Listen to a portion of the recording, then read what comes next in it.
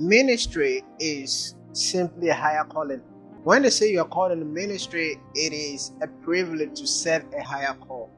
That means that there was a life that you used to have, and God has come to call you to serve a greater cause than that. God would be a very stupid person to call you on your cause and expect you to deny everything you have just so that you can go and serve that cause, which is less of the life you already have. So there's no problem when it comes to, when it comes to serving on the God. Why? Because whatever He's called you to do, or you've been called to do in the calling of the Spirit, in the ministry of the Lord, it is a higher calling than the one you already have. But it takes a retrogressive mind when it comes to what God will have anyone to do, that he has received the calling of God, yet still he has rejected it because he thinks the one he has in the moment is more important than the one he's been introduced into. When you are called in ministry, you're going to understand that it is a call out like the one we just read about Abraham.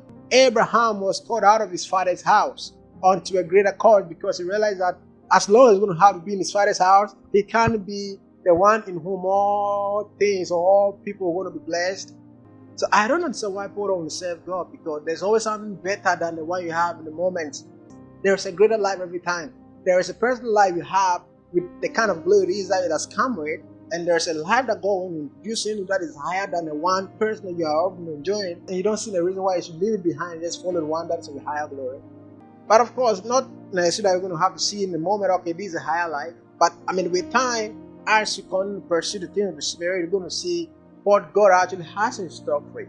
There is no instruction of the Spirit that comes to any person that is going to have to bring a life or a kind of a glory that is of a lower brand than the one you've always been enjoying personally. But you're going to have to learn to leave everything behind as much as they're not part of your life.